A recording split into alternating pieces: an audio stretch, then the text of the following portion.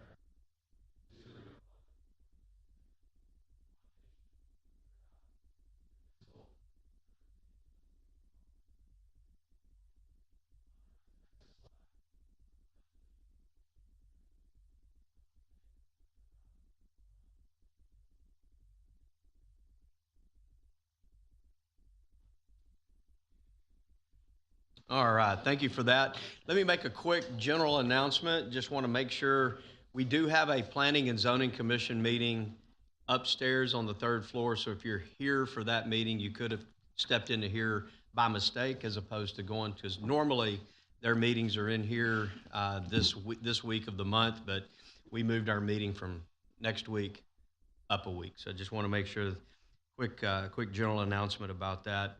Also, would like to thank the Mayor Pro Tem for taking over last week. Pinch hitting as I was down with the flu. Not a fun time, but appreciate you stepping up, and I understand you set the bar. So I will gavel this meeting closed at 7:24 today, regardless of where we are in the agenda, because I can't be outdone. Full consent agenda A through D. We're closing it. No, no, all fun and games. Appreciate everybody for last week. Madam Secretary, we're going to move forward in the agenda. Roll call and certification of quorum. Certify that we do have a quorum present, and all members are present and accounted for. With that, Tracy, you and your team, if you could meet me down front, that would be great. We have a recognition and an award.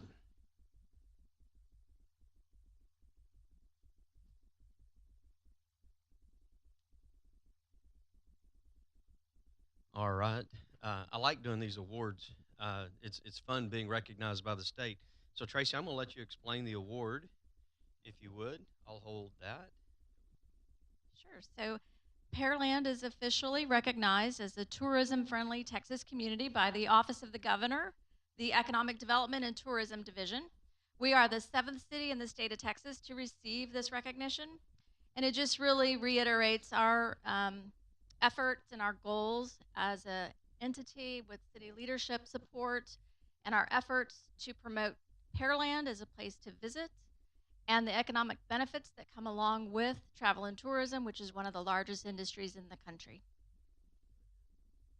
It's an honor to have being recognized by the governor for the works for Visit Pearland specifically that you put in to make this award happen.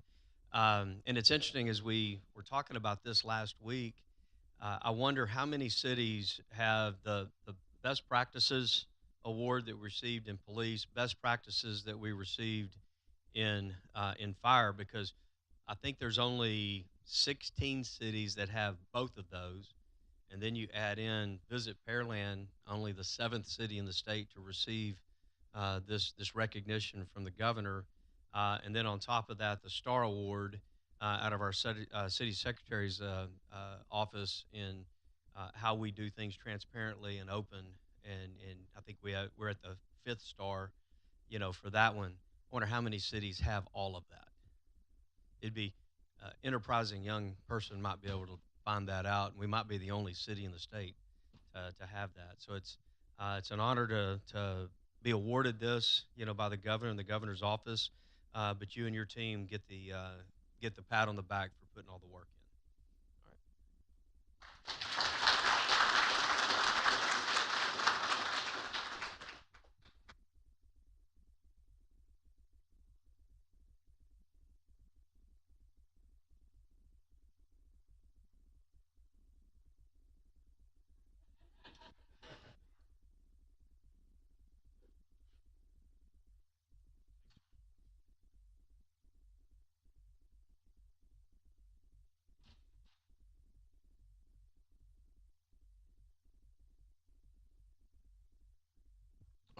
With that, we'll move to citizens' comments. I believe we have a couple of folks turned in. I think both are for general. So Mayor Pro Tem, if you'll introduce them, that would be great. All right, thank you, Mayor. First up, Mr. Russ Wilkins. In case you forgot, if you give us your name and address for the purpose of the record and limit your comments to 3 minutes. Thank you for being here. Thank you. Russ Wilkins, 8511 Industrial Drive, 3401 South Main Street here in beautiful Pearland, Texas. Reason for the comments is just to kind of touch base on the industrial road project that's happening just to the south on 35.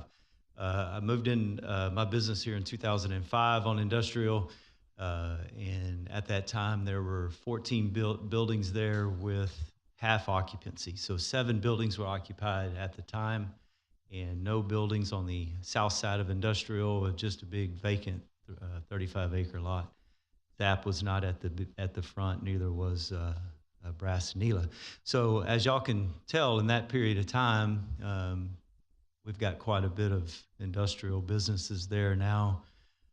Back in '06, Mr. Epperson might remember this, but the city came to me with a strong need for me to sell a piece of property that I have. I don't like to use the word threat, but I had a strong need for me to give up a corner piece of property there on industrial and 35.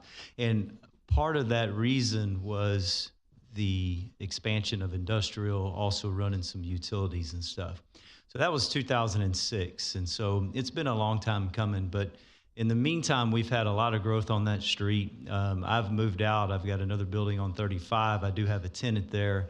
And there has been quite a bit of talk about some of the movement down industrial as far as just getting commerce to flow back and forth with trucks, with employees coming to work and things like that. We have a big expansion going on with Brass Nila, which is awesome. So kind of a whole mix of things is happening, kind of a little perfect storm, I guess, with this construction project going on, as well as just the increase in business there. I do have a concern. My tenant is very concerned, friends with Wade Sherman and also George Lopez with Cranco, and it's been ongoing now. But I want to make sure, I know the Cavalry's coming with this new project to expand. It's great. I applaud everybody for that. But in the meantime, we're going to need a little bit of relief, I think. We've got a little bit of concern, not with just business. I'm in the thing of making money, but we also have a concern about safety, police, fire, ambulance, and stuff trying to get down that road. There's a lot of trucks that get stuck. Big trucks have to come in and get the wreckers and pull them out, and it causes a lot of traffic jams, and it's happening almost on a weekly basis now. I think there's a little bit of stuff that we can kind of mitigate, and maybe the city in the meantime can come in there and maybe do some improvements. Some stuff they had done in the past. We're not asking for anything new, but to add a little base, maybe move a light pole that's already fallen down, and I think it would drastically help what's going on, especially in some of the trucks that are coming in and out with Sherman Roto Tank. But anyways, I just wanted to kind of emphasize that we might need to do something before the project starts. I know shoveling the ground might not be until third or fourth quarter, but we just need a little bit of help maybe to make it a little bit better. I know I'm up, so I know Tony has got to get that time. So anyways, thank you very much. I appreciate the attention. Thanks, Russ. And we're not allowed to dialogue, but I know staff heard your comments, and so we'll be following up. Yep. Next up, Keith Williams and Janet Chrissy with the Pearland Citizens Police Academy. So if you give us your name and address for the record, and you'll have 5 minutes since you're speaking on behalf of an organization. Well, first, greetings, Mayor Cole and the City Council. My name is Keith Williams. My address is 2722 West Oak Circle East in Pearland. I've been a member of the community since like 1989. So I've seen 518 improvements for I can't tell you how long with that. I'm here representing the Citizens Police Academy Association and also as chair of the 19th annual Pear Run. I'm joined by Chrissy Emmons here as one of our board members. The 2025 Pear Run is a 5K, 10K run, walk, fun activity for family and everybody. It's also a U.S. track and field sanctioned event, so people can actually come and actually use that to get into another event that requires some kind of certification with that. Mayor Cole, we are actually very deeply appreciative of your previous support for us. You've actually participated in the run, and that support's been incredible, not only from you, but also from the council and the rest of the city of Pearland and the offices, especially the Arts and Recreation, the Public Works, Chief Taylor with the CMS support for us, also a fellow member of the CPA. We're both members of Class 57 together. Truly appreciate that. And of course, the Pearland Police Department for all they do to actually help enable this event for us.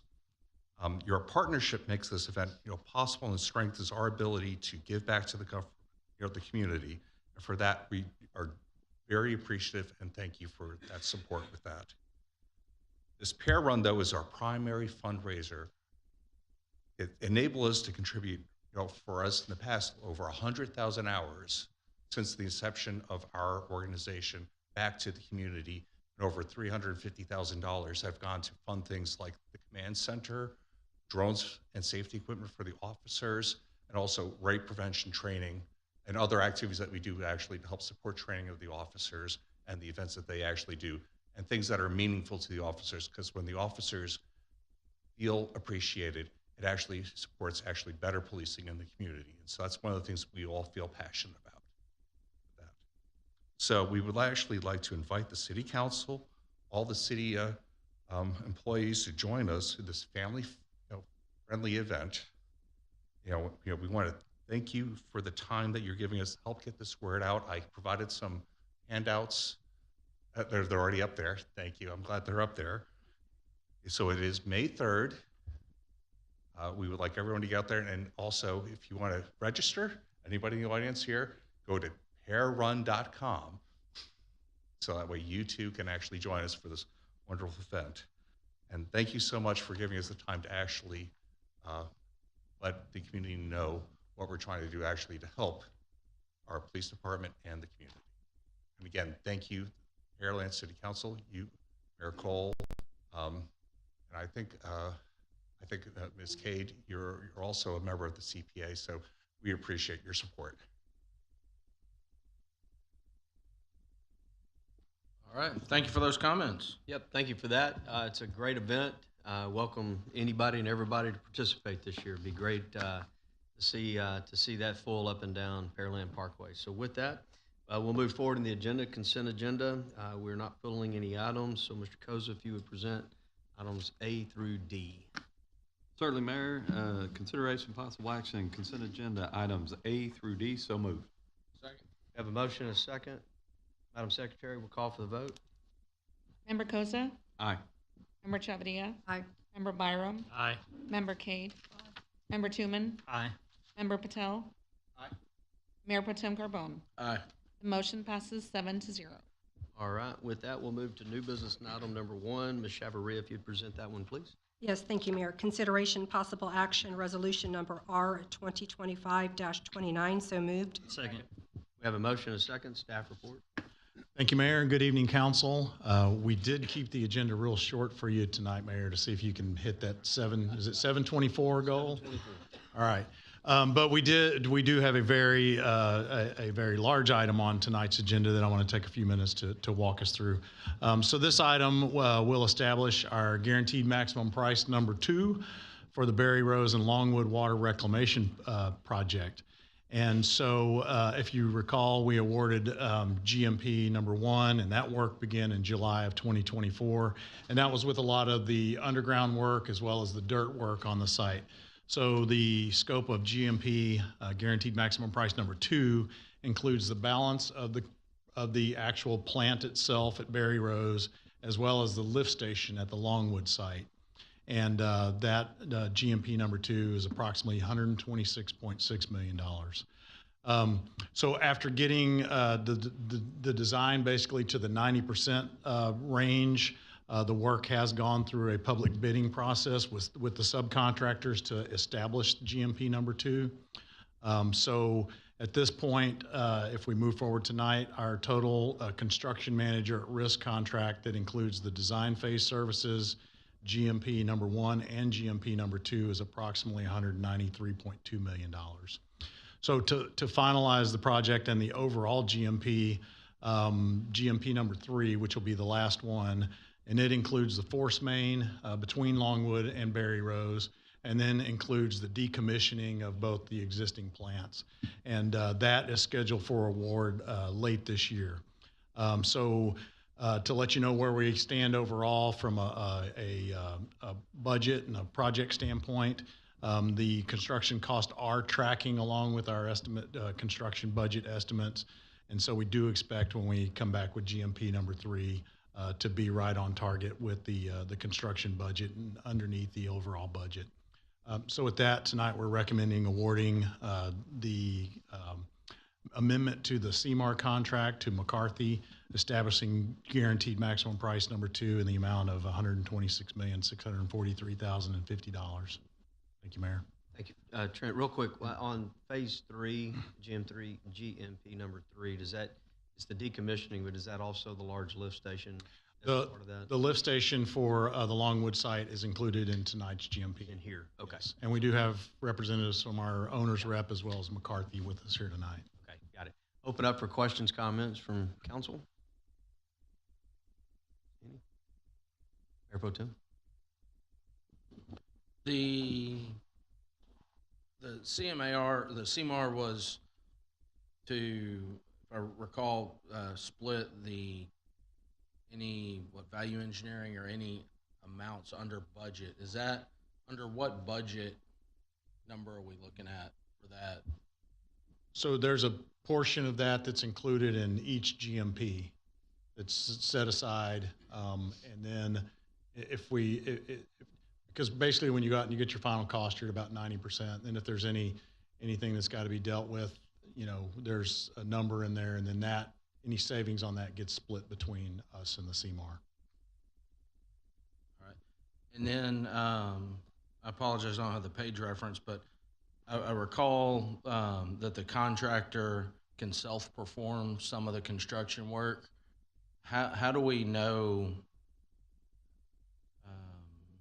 How do we know that pricing is correct?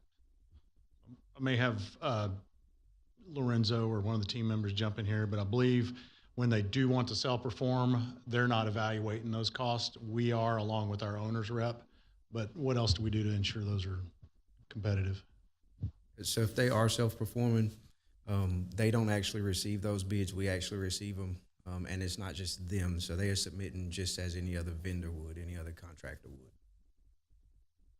Okay, so, and then how do we decide? Does that mean that every time we see them self-performing, they were low bidder?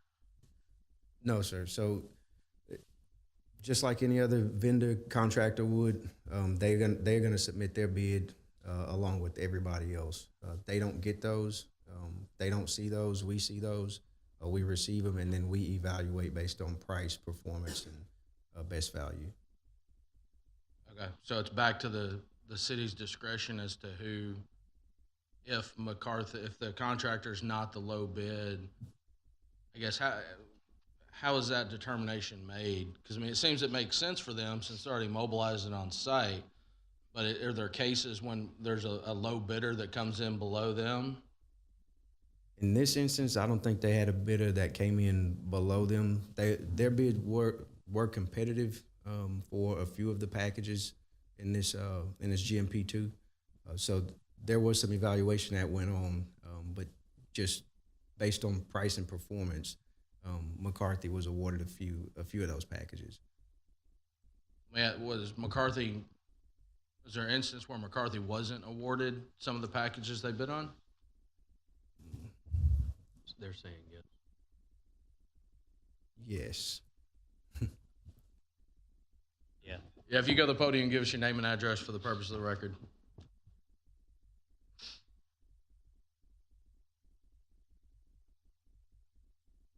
Can you hear me?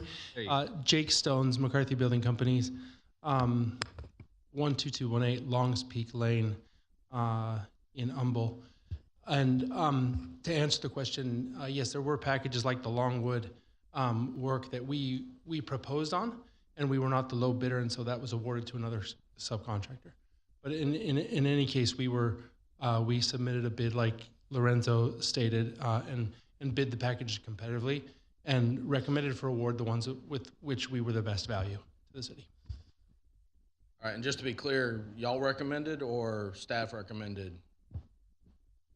Staff recommended. So yeah, on the ones that we proposed on, they recommended, and they let us know which ones, and then we submitted a whole GMP with those recommendations. Okay, great. Thank you.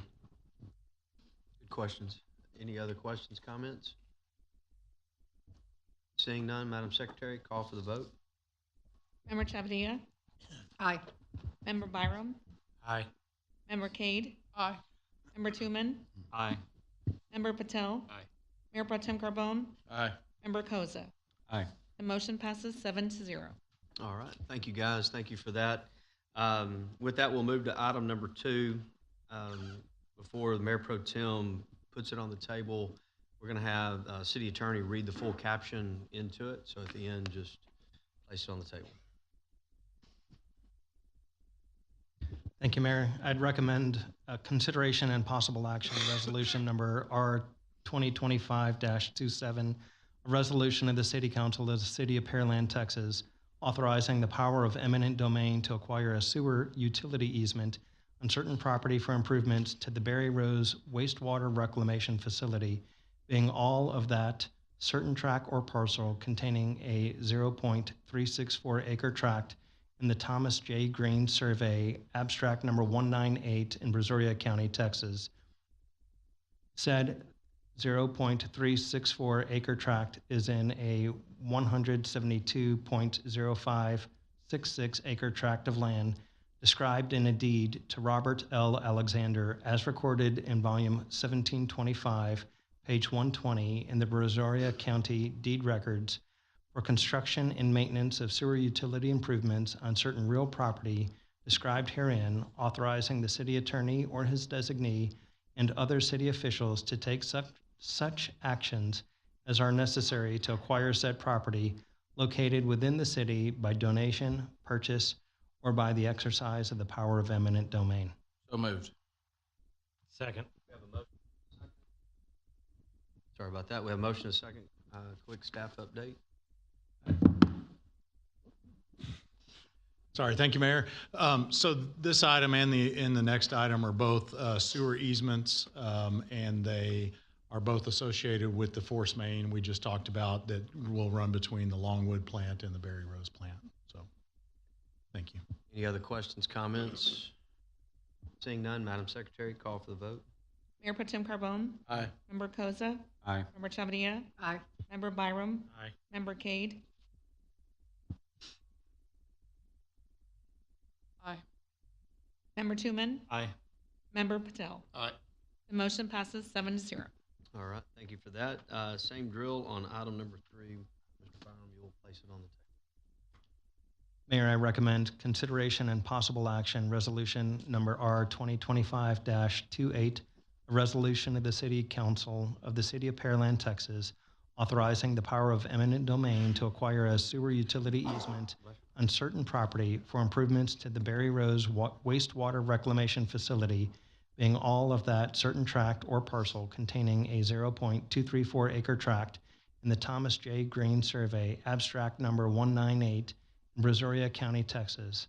Said 0.234 acre tract is in the remainder of a 140.6899 acre tract of land described in a deed to Carter Craig Crouch et al. As recorded in Clerk's File number 98003394 in the Brazoria County Clerk's Office for construction and maintenance of a sewer utility improvements on certain real property described herein, authorizing the city attorney or his designee and other city officials to take such actions as are necessary to acquire said property located within the city by donation, purchase, or by the exercise of the power of eminent domain. So moved. Second. We have a motion and a second. Staff report. Same. Mayor, same as last item for the Berry Rose Longwood project. Thank you. Any other questions, comments from council? Seeing none, Madam Secretary, call for the vote. Member Byram? Aye. Member Cade? Aye. Member Tooman? Aye. Member Patel? Aye. Mayor Pro Tem Carbone? Aye. Member Koza? Aye. Member Chavarria? Aye. The motion passes 7-0. All right, with that, we'll move to item number 4, council discussion regarding the City of Pearland procurement presentation policies, procedures, and best practices. With that, I'm glad we're having this discussion. I think periodically, I know we've had some things that arose to bring us to this, but I think periodically looking at these types of policies and procedures and just familiarizing the council as well as the public on the lengths that we go to do our business, I think is a good thing. So I'm glad we had this scheduled. So with that, Trent, we'll turn it over to you guys. Thank you, Mayor. So this is one of the action items that came out of our strategic planning session that we had at the beginning of this month, and that was to conduct a workshop on our procurement policies and procedures. So tonight, Joel Hardy is going to walk us through the presentation covering those policies and procedures. And also want to point out Melissa Saxton, our Director of Finance, is here as well. As you know, Joel has been helping out with the purchasing side of things, but it falls under Melissa's department, and you know, we've got some new folks coming on in that area as well. So I'll hand it over to Joel at this point. Thank you. Good evening, Mayor Cole, City Council, citizens of Pearland, and fellow team members. It is our goal today and privilege to facilitate the procurement workshop. We'll give an in-depth overview of the city's purchasing policies and procedures.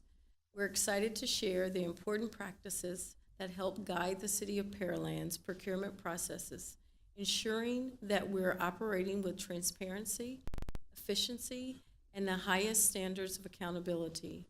By the end of tonight, our goal is to increase your working knowledge of these best practices and demonstrate how they are actively shaping a more effective and sustainable city. Throughout this workshop, Joel will lead us through key areas including city's purchasing policies and procedures, the procurement rules and regulations, special circumstances and conditions around our procurement processes, competitive solicitation processes, qualifications-based procurement, the evaluation and bid proposal process, and how cooperative and interlocal agreements are handled, along with the process of selections and awards. We'll then wrap up things with our Assistant City Manager, Victor Brownlees, who will outline next steps and offer recommendations to help us continue refining and improving our procurement practices. We are confident that this workshop will provide a clear picture of how Pearland is committed to fostering a fair, transparent, and effective procurement process. And we look forward to the engaging discussions ahead. Thanking you in advance for your time and attention as I turn it over to Joel as we kick off this procurement workshop. Thank you, Melissa. I want to thank my boss for giving me an opportunity to learn more about purchasing than I've ever wanted to, but it's been a great experience, and I think it's helped the city, helped the community a great deal. So as Melissa pointed out, I think the first thing we want to cover are the purchasing policies and procedures and the applicable laws that kind of go along with how we have to do our work. And very important to understand is that most of our policy and procedure framework is guided by statutory law. So the state of Texas actually tells us and every other city in the state of Texas how we have to handle procurement of goods and services when it comes to our efforts. So there are a lot of these statutes. The ones that really resonate with us on a daily basis are Chapter 252, Chapter 271, 2254, and 2252. And within the framework of all of that, we get to operate in a way that allows us to solicit competitively for all the things we do in providing the services that we provide to the community. And that kind of boils down to our local policies and procedures, which emulate that, but we get to factor in the procedural framework of how we actually make ourselves compliant with those laws when we're making these selections and procurements. And we've also got our financial policies that generally make sure that we're handling business in accordance with best practices. Melissa mentioned special conditions. As you all are aware, we get a lot of federal money when it comes to our road projects and wastewater treatment plant work and some other activities that we conduct under the auspices of grants. And that 2 CFR Part 200 section you see there gives us a little bit more added guidance in how we need to cooperate with those regulations. So everything we do is, well aligned with a solid set of rules and regulations. So we don't get to just go out and do purchasing the way we want to. We've got to follow those rules. And we also try to do it the best way possible in accordance with guidance principles, best practices. We refer to the National Institute of Government Procurement on a regular basis. We've got all their resources published and consultancy on hand. We even have a consultant that a council award has gone to help us operate as best as we can through civic initiatives. And our wonderful legal department is always available to us to make sure we're abiding by the law and interpreting some of those chapters the way they should be. So with that said, that kind of gives us the framework of how we do what we do.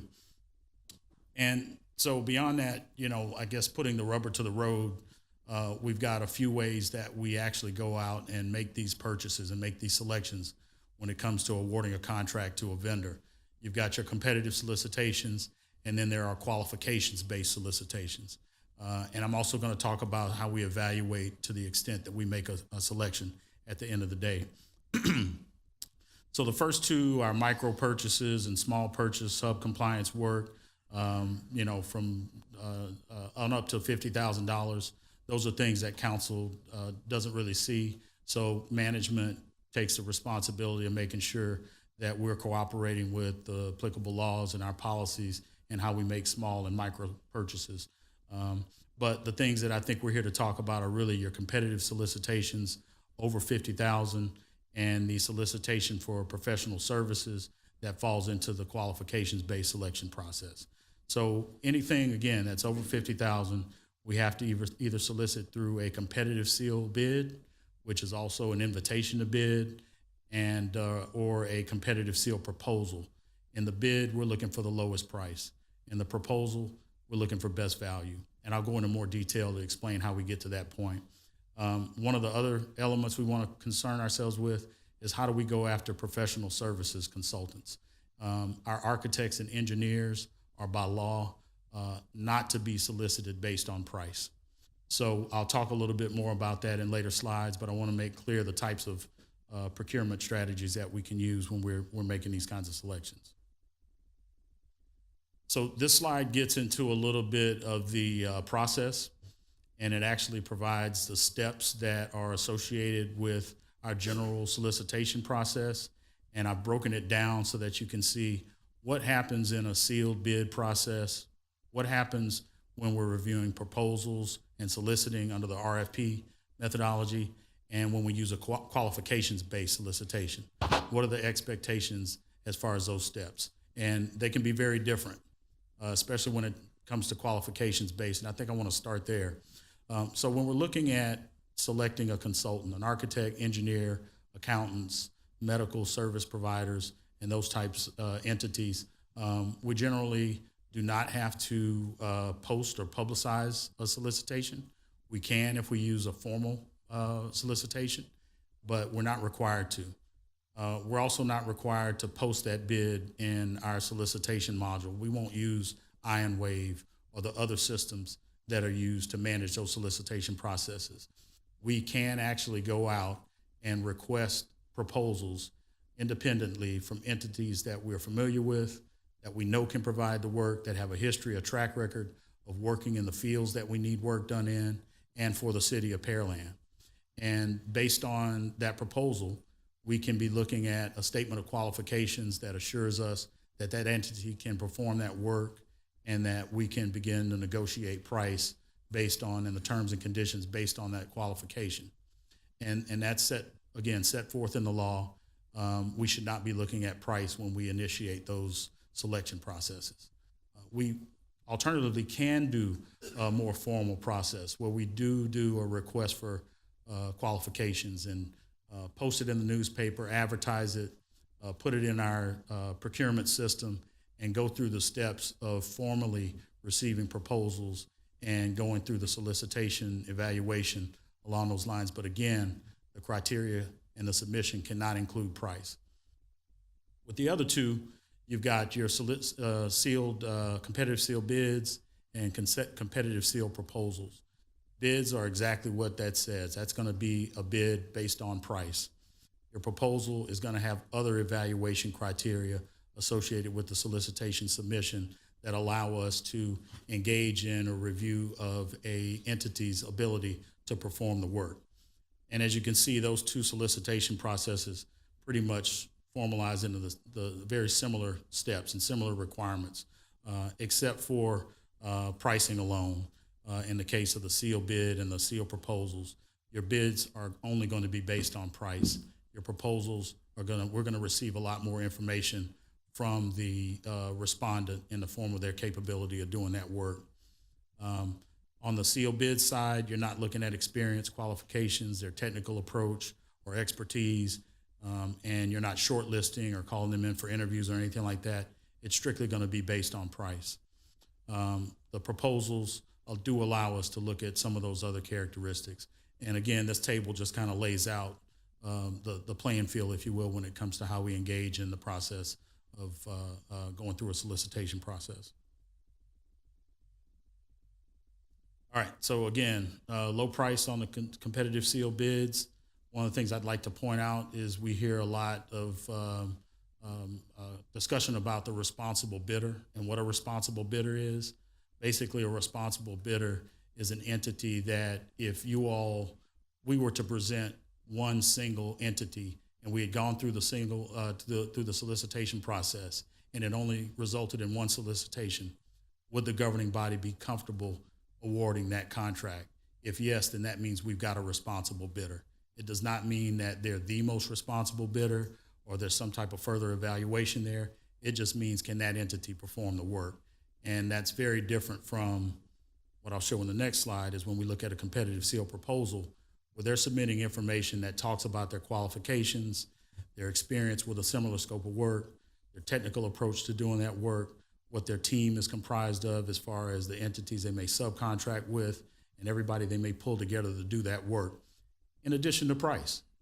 So your RFP process is going to allow us to look at a whole host of additional factors and score based on this criteria, and then result in a score that we can use to make a selection. But again, scoring price is not the only element, and our objective here is to achieve the best value for the city, not necessarily the lowest price. The lowest priced vendor in this type of solicitation might not do the best work for the city, and it's those other evaluation criteria that give us the opportunity to look at those characteristics as well.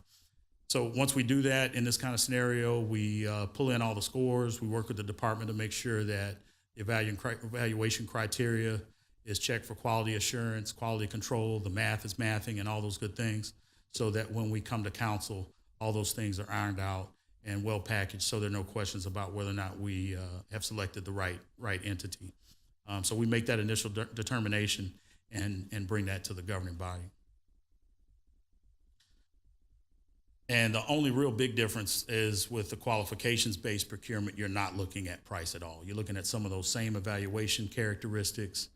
Price cannot be a part of the submission. And we generally, if it's a formal solicitation, we're going to take those proposals and look at all of them, score them initially, shortlist to the best scoring 2 or 3, if you will, and bring those entities back in to do interviews, presentations, and further dive into their capabilities and make a decision as to the top choice and begin to do price negotiation and terms and conditions negotiation with that entity. And at that time and that time only can we begin to engage in discussion about price. All right, the fun topic of the day, cooperative purchasing. It's something that I think in the past couple of years, we've seen a lot more activity, and not just with the city of Pearland. Co-ops are growing. The depth and capability of their cooperative span is growing, so many vendors are it's a heavily populated procurement methodology, and I think there's some important reasons why. But before I go there, I just want to kind of lay out the statutory landscape of how we're able to do this. And there are really three different areas. You're familiar with the interlocal agreements we get into.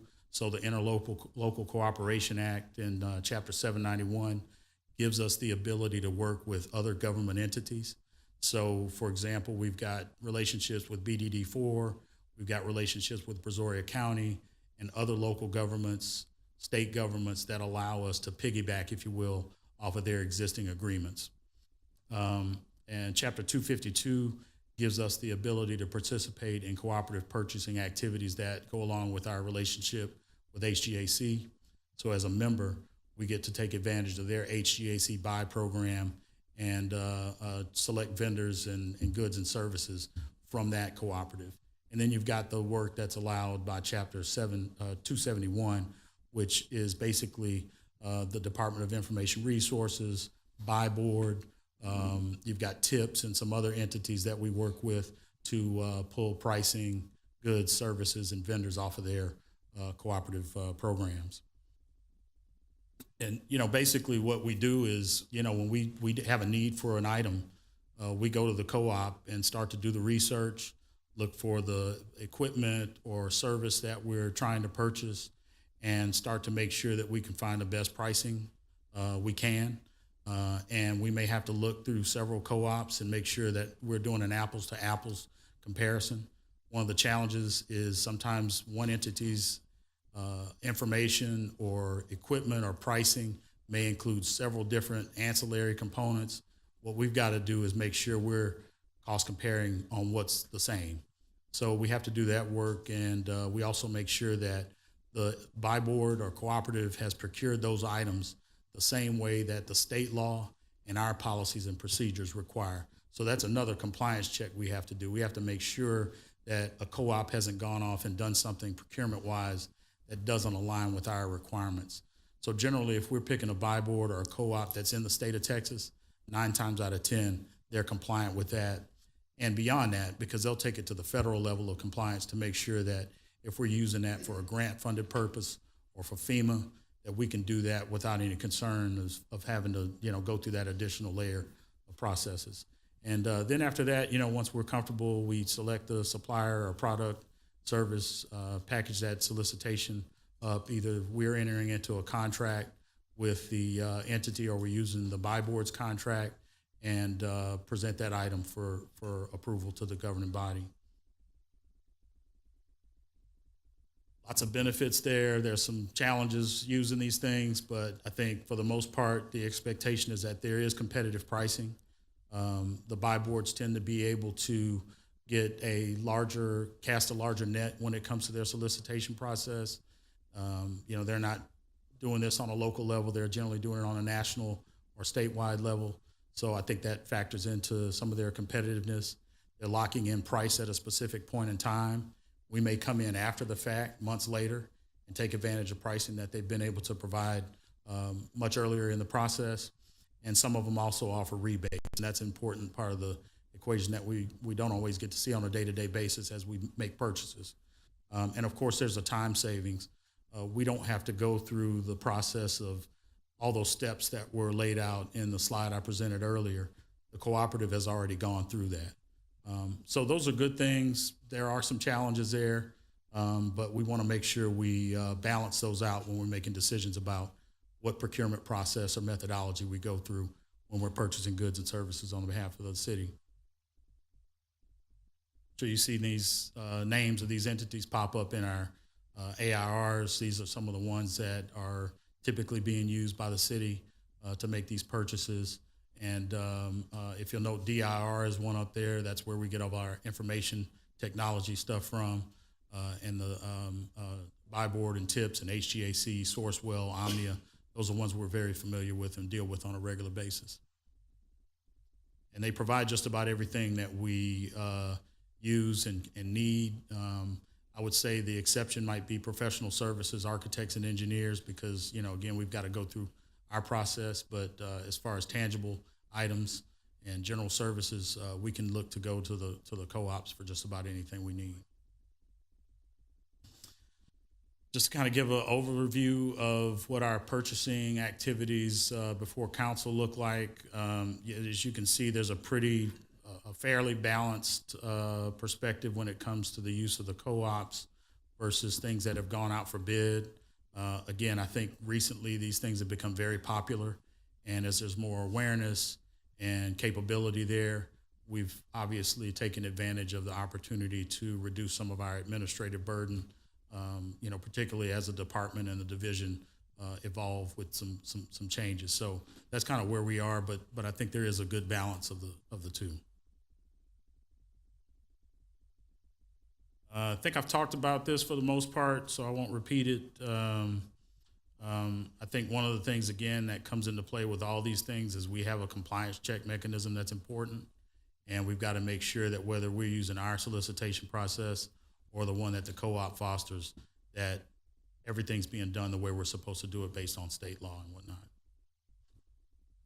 And I think that really, brings us to the final slide in the presentation is, there are some statutory requirements and federal requirements and some of our own practices that we need to make sure are being adhered to when we deal with anyone.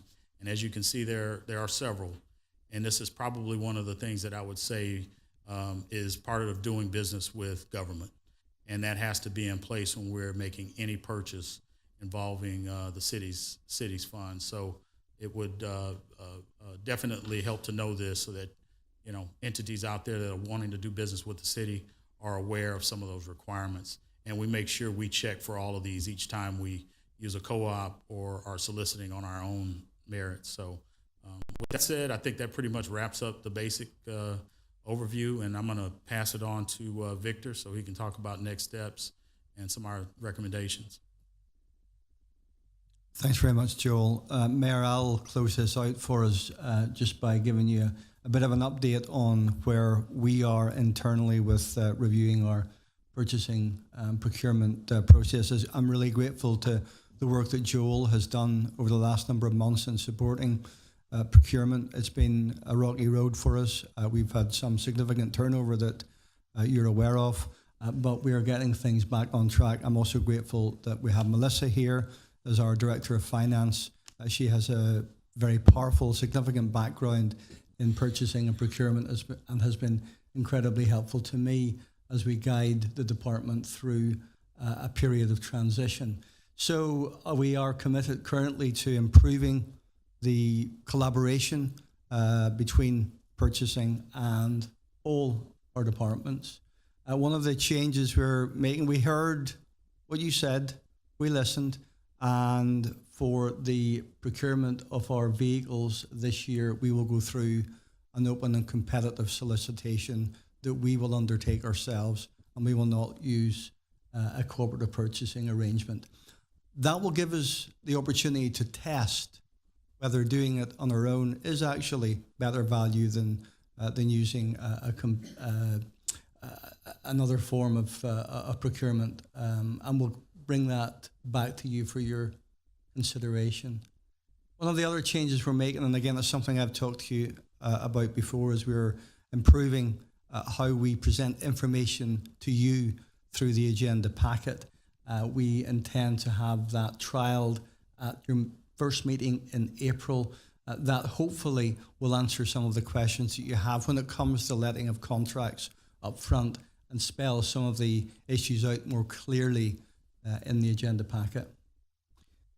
There is an ongoing review within the Finance Department of all our spending practices to ensure that we are complying completely and utterly with all our policies and with state statute.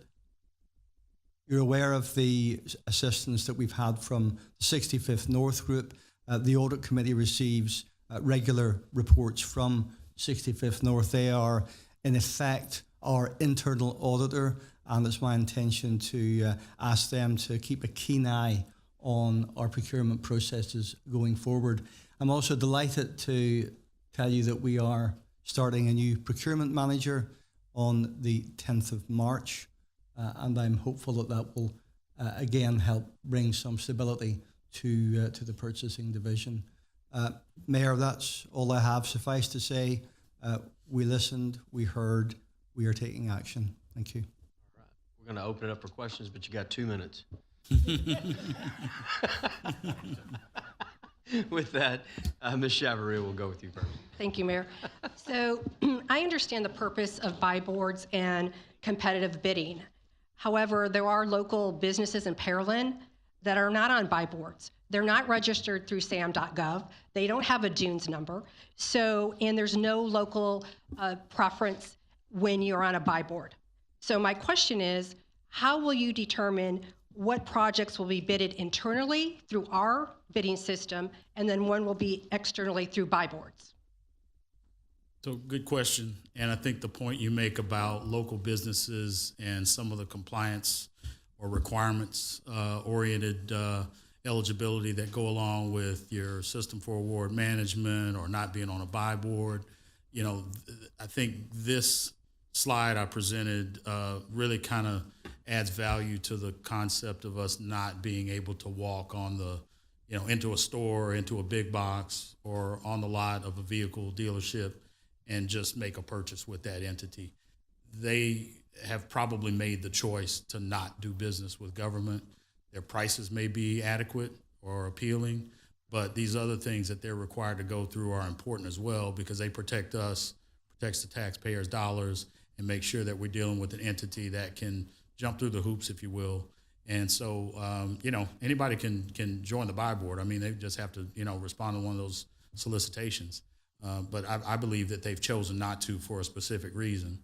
And so we would not necessarily do business in that regard, because we would have to make sure these requirements are met. And, you know, as far as the local preference thing, that's another issue that I think has some statutory details that are a little bit more complicated than what people think. They think that when you see local preference, that means that we should be picking the local vendor that's a part of a bidding population of 5 or 6 entities, and that's just not the case. The law actually stipulates that there has to be a percentage nexus in the lowest bids that's close enough for us to make the choice between those 2 entities that have bid on the local preference, if they've kind of the last 2, the lower 2 priced, and they are within that percentage of cost. So it's not that simple. And you know, we apologize for that, but that's just the, you know, that's the world we live in. So unfortunately, we can't do much about it. But they can respond to these bids, and they don't have to meet a lot of those prerequisites up front. I mean, some of these things they can become compliant with as the solicitation process evolves. But once we begin to do business, they've got to be, you know, registered in SAM. They've got to certify that they've got the insurance, that they're willing to adhere to the prohibitions and the certifications the state requires and all that stuff. So that's where it gets a little bit more complicated and who we can actually buy from. Thank you. Any other questions, comments? Mr. Timmons? You guys put the clock up. So a couple questions. First on the vehicles. So maybe what you're talking about is a lot of red tape, and maybe if we can lift some of that red tape, where we could possibly not put these dealerships through all this paperwork of buy board and all that, I'd be all for it. But on a larger scale, there are a couple of things in the purchasing process that I think maybe we need to get some guardrails on. When we bid out a big project, there's an engineer's estimate, correct? Typically? In some cases, yes. So I really feel like there should be an engineer's estimate on all cases. So if it's a certain percentage above or below an engineer's estimate, is it kicked out or is it evaluated? Good point. I mean, I think we're using that information to make sure that our costs are reasonable. So when you look at an RFP where price is not the only consideration, if all the other best value characteristics are great, but that entity's prices are really, really high, it's not going to score well. So based on the scoring rubric, they won't come out on top. And I think that capital projects and engineering are looking at that engineer's estimate and using that as the litmus test as to whether or not that bid is within reasonable range. So Maybe to add on to Good that, I point. think the times we have rejected all bids is when it is significantly outside of where the engineer's estimates are at the time of bid, or we've gotten very little bid interest and it's not close to the engineer's estimates. Those are the times where we have rejected all bids and then usually gone back out. And if if they come back in better next time, we'll award. Or, do we have something in our engineer's estimate we're missing? Try to figure that out as well. So it leaves a lot to interpretation, and I would be willing to put some, like I said, some rails on it, some hard numbers of, look, if you're 15% over the engineer's estimate, then it's going to rebid, and I know that's because something is wrong. If our engineers haven't got it figured out, then we need to stop and take a second look at it. So I would caution against putting rails like that up because we've seen it in high inflationary times where every time they the engineers you're working with get a new bid in for somebody else they're working with, they're raising your engineer's estimate by 10-15% just in that inflation period, and you're the next one, and you see significant increases over what their estimates are. Then we see other times where you're in a you've got a deflationary period or very flat period where they're very accurate or we're coming in significantly under. I think if you've got enough bids where you can say we do have a competitive bid, that we present those to the council and those don't have to be awarded. We can send those back out for bidding.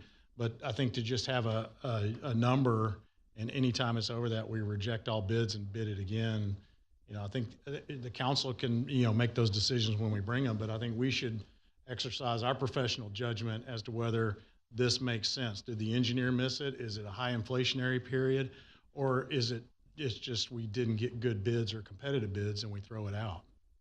So if that's what we're talking about, and like you said, it does come to us, but typically when it comes to us, you guys have already done the scoring.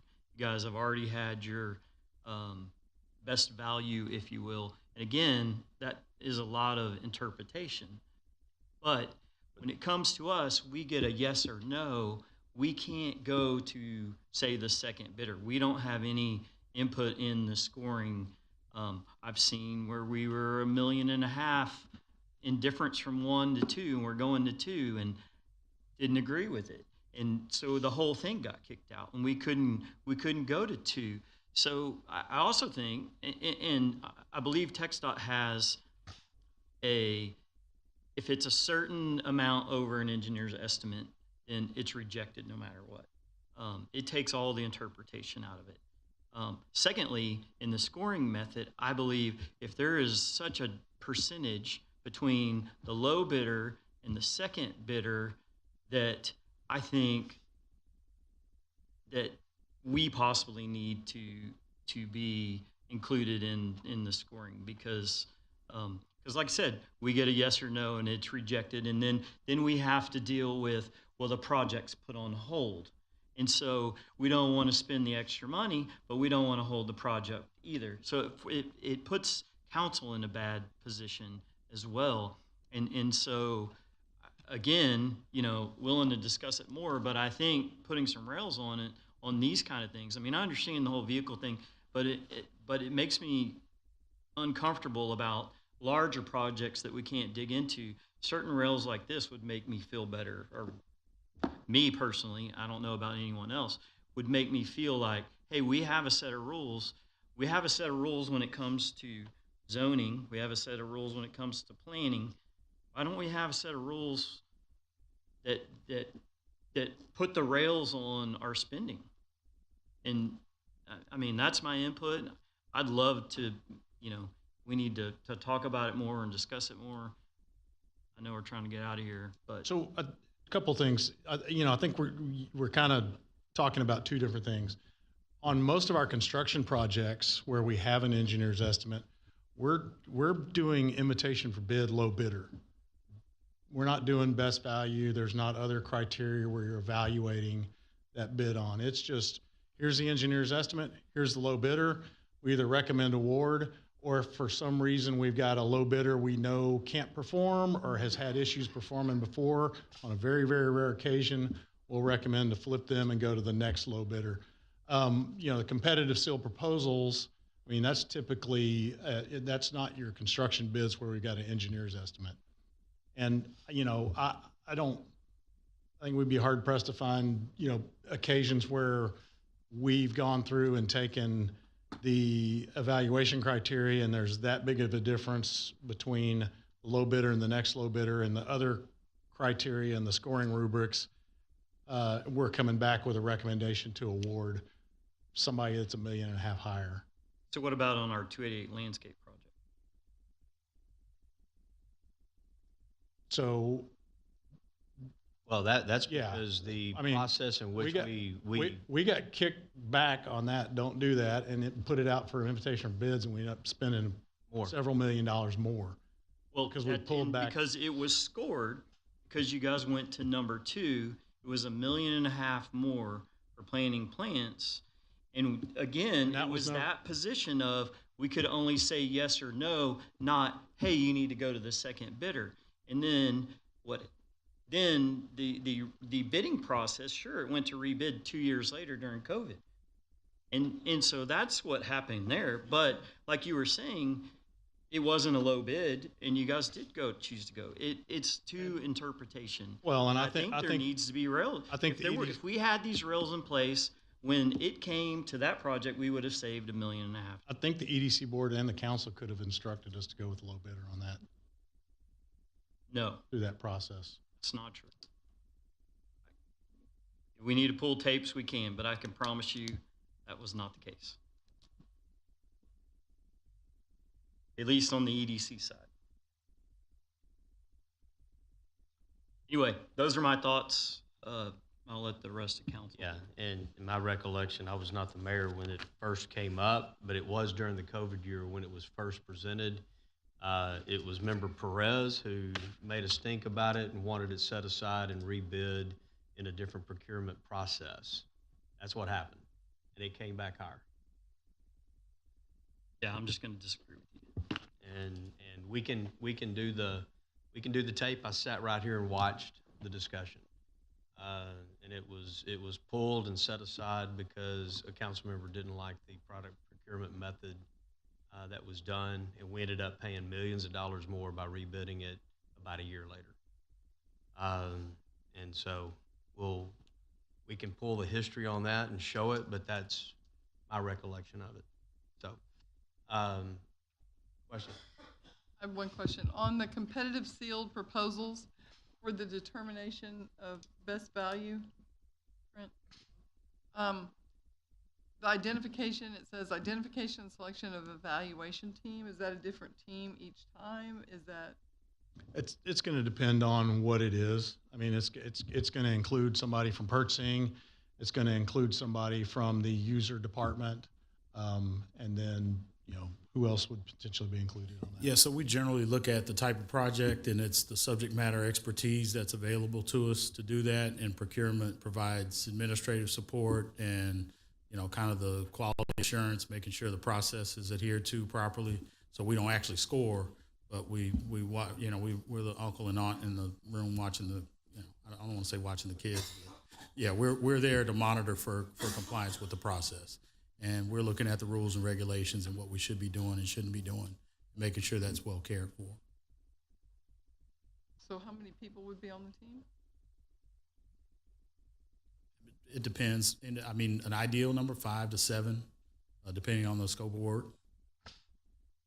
It's probably typically in that 5 range from what I've seen on scoring matrix. And Institute for Government Procurement gives us that best practice that's a good number. So we don't just arbitrarily pick it. It's from the best practices work.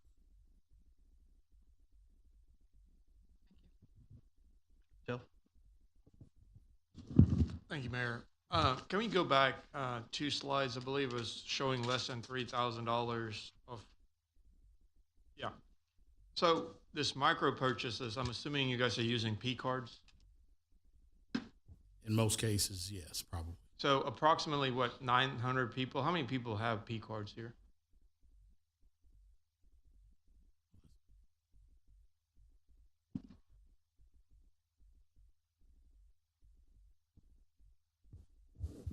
There's about 200 currently. So what's the average monthly charge on those P cards? And how do you guys what's your policy on who's authorized and I guess it can add up, right? Like 200 people, that's almost 20% of your staff. So we do have P card policies, and I think that's something the finance department is definitely looking at from a internal practice, policy, and procedure standpoint. And there are lots of things along the lines of the improvements that are in place that are putting further constraints on how we use those. So right now we're limiting the what is it called? The code that the merchant codes are being limited to make sure we aren't purchasing outside of what a P card should be used for. So there are lots of improvements taking place there to make sure we have better grasp of what's going on with those. So there's limitations per card. So depending on your level in the organization, a director will have a higher than somebody that's not a director. So there's levels per card. We're limiting the merchant codes that they can be used at. And then we have a purchasing or a P card policy that they are to adhere to. And then every month as those are reconciled, they go through the supervisor as well as staff over in the finance department to, verify that those are valid and good purchases. Okay. So could I ask you a favor? Can you run a P card report, Yes. please, just by departments? And then the spending in the last 6 months? Thank you. Yeah, it would come to council. Mr. Byron? If we could jump to slide 17, which is the buy board. Yeah, that one, thank you. Looking at the trend, and you mentioned that buy boards are becoming more popular and things like that. And run the math on that, it is increasing the percentage. Right now, we're at 80% of the bid proposals that have been awarded have been done through buy boards. And nothing against buy boards, just don't know a lot about them, right? My question is, do we have the ability, can we, whatever, periodically audit the buy boards and know, do we see the bids that they put together? Or they say this is your best price. So we look at that, member Byron, on a regular basis. So each time we go through that compliance review, we make sure that their solicitation documents emulate what we would have to go through to solicit that same item. So we do get to see their invitation to bid, their RFP, where they've actually advertised, what publications, and all of the proposals that have come in response to that solicitation. So we get to see the work, if you will. So periodically, we do get to see the back end. Anytime we want to make a purchase, we just have to go into the system and download those documents. So they're all kept in their document repositories online.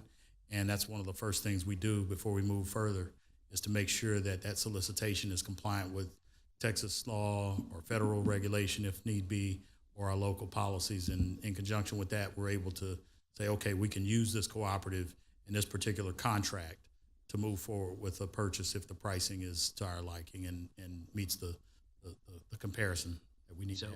So anytime we have an agenda item with a recommendation from a buy board, you guys have audited that back end? Yes, sir. We've done that work. Yes, sir. Okay, awesome. And I appreciate that, because you don't know what you don't know. Sure.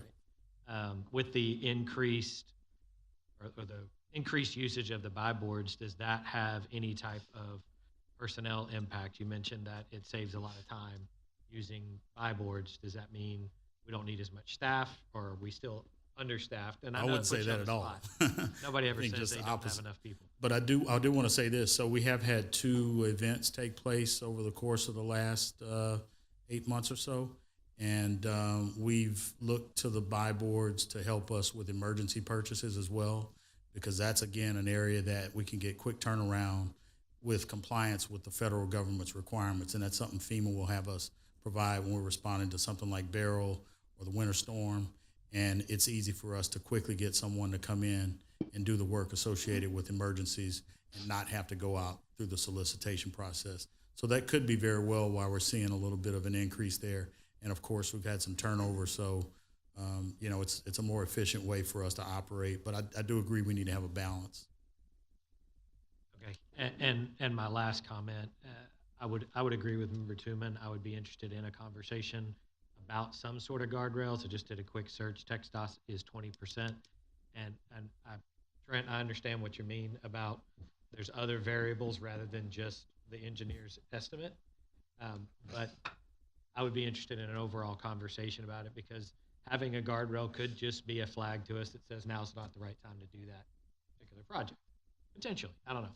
But I think that would go a long way to improving confidence of the community on how we're spending taxpayer dollars, that it doesn't feel like there's just an open-ended top, that we do have some guardrails in there somewhere. I would be interested in having that conversation as well.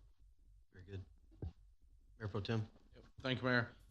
I guess a couple of comments and some questions. So the speaking to Member Patel, I know on the audit committee, the external auditors look at P-card purchases in depth every year. So that's probably the easiest spot for fraud.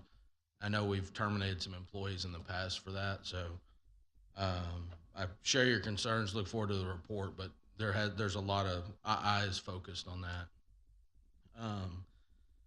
I've been on that evaluation team for the audit firm 6-7 years ago, and that's eye-opening to how much work is involved in scoring and evaluating the proposals.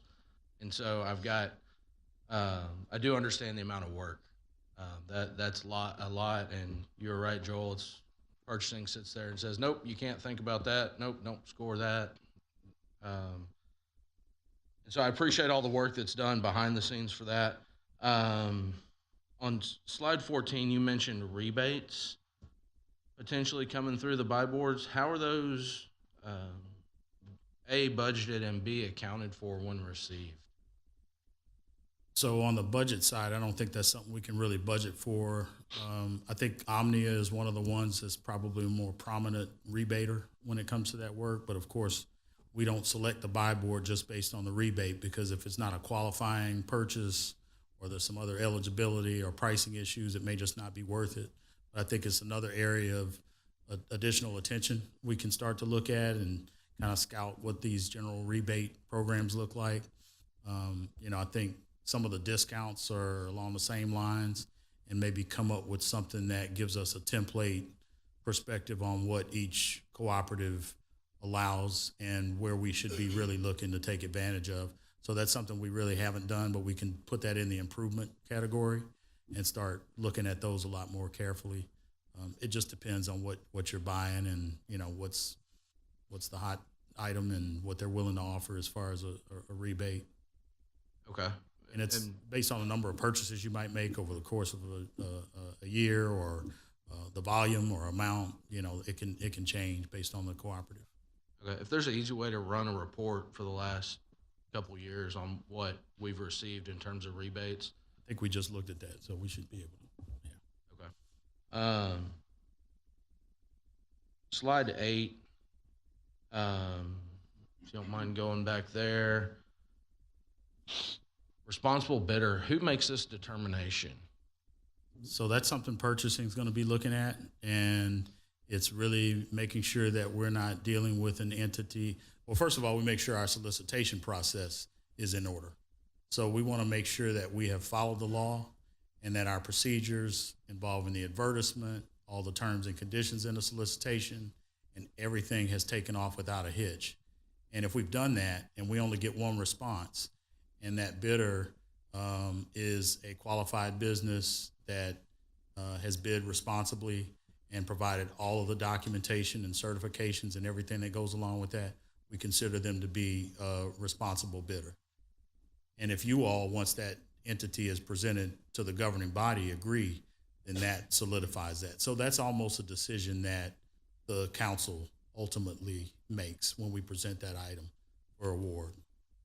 I would add that anytime, at a staff level, we're questioning whether we have a responsible bidder, we are having that discussion with the legal department as to whether or not the concerns or issues that staff has with them being a responsible bidder, we vet that through the legal team as well.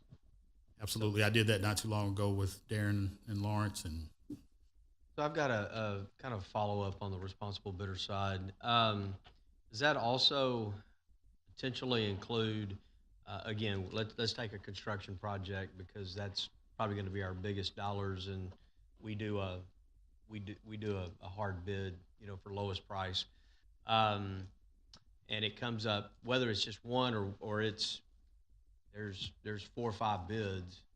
We still want to make sure that they're a responsible bidder. Does it also include looking at their past work, not just here, but elsewhere, making sure that they've paid their invoices, make sure that, they don't have subs coming after them, making sure lawsuits, what's tracking there, those types of things. So is it that, or is it limited to something a little less than that? probably defer to Lawrence, but yeah, I think some of those things are things we've looked at. Is there litigation history? We check references and things like that. So. I was going to suggest it's oftentimes litigation, headlines, and reference checks. So, if we know that they did a lot of work in whatever community, or we'll look, where have they done work, whether that be on their reference sheet or not, then we'll call up whoever that was. What was your work product like? Like their last 3 jobs, just walking, just getting done with, or those types of things. Yes, sir. So whenever there's a question about it, and I couldn't say exactly how often it happens, I want to say at least once every 3 months, the legal department might get a question saying, is this something that we should reject this person for as a non-responsible bidder?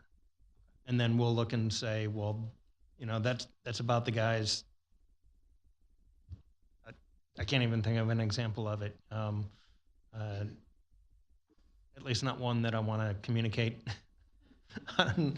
Yeah, I'll speak of one that's because the time and limitations is so far beyond. It's okay, but Yost Road was an example of a contractor who had our engineers of record, actually looked at the last 2 or 3 jobs that contractor had done. They would have found that the subs on previous work in Harris County hadn't been getting paid. And so he had gotten behind, and he was going to use this job to pay that off and get caught up and be whole until he had a bad pour. And that set him behind, and he was done. And then it was a chicken and egg deal. He played chicken with us. We were going to step in the middle of it. And of course, if we'll all remember that went back to the bonding company and all that mess. So, but that was one where had the engineers and our program managers actually, called Harris County or City of Houston or whomever at that point in time, they would have found there were problems there. So it's just an example of a responsible bidder. I just want to make sure that we have and are doing that. So it's in our scope of work for our engineers and architects before we award is that they do the reference checks. They're calling the most recent jobs to see were they on time, just all those different things. And then we also require them to provide any ongoing lawsuit information with their bids themselves. Okay. So those are evaluated. Another good source of information about whether somebody's a responsible bidder or not, of course, is the person who's bidding against them.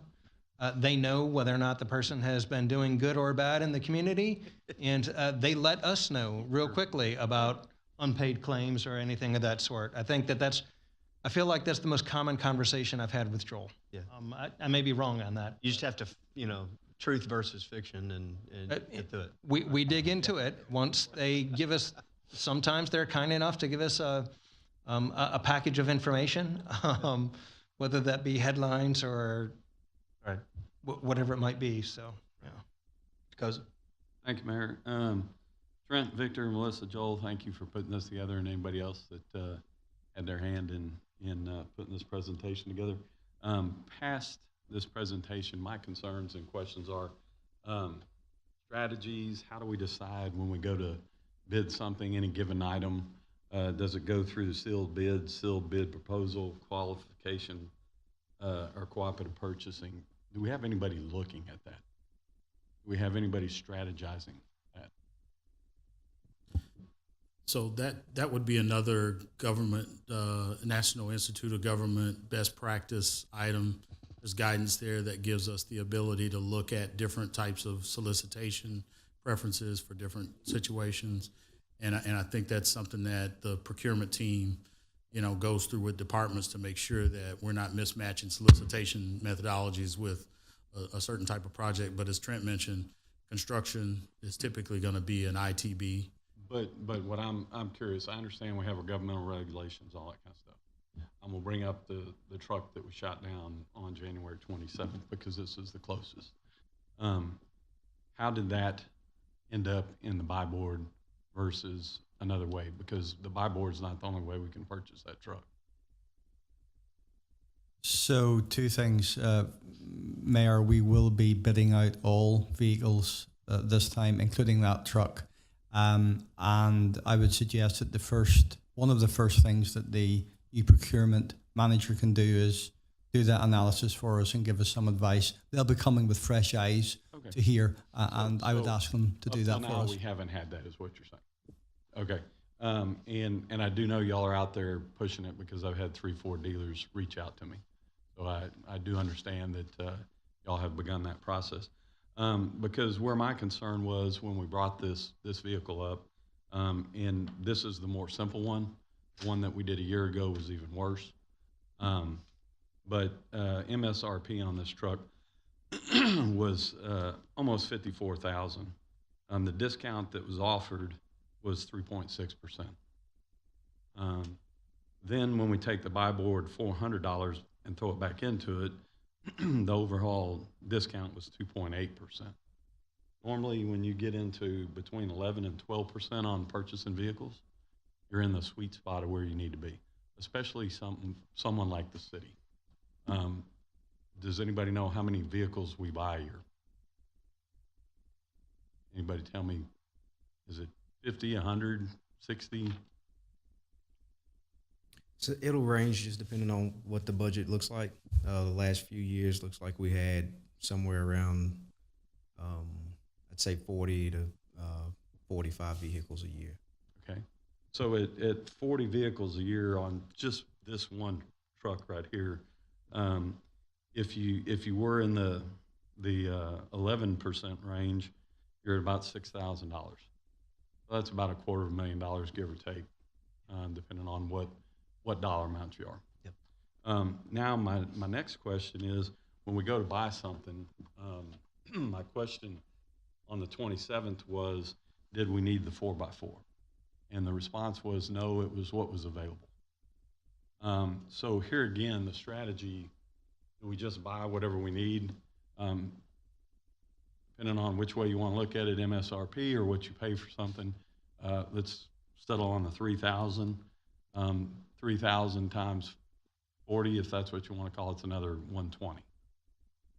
These are numbers that we can hire people with if we save this every year, to be able to analyze this, to be able to strategize this.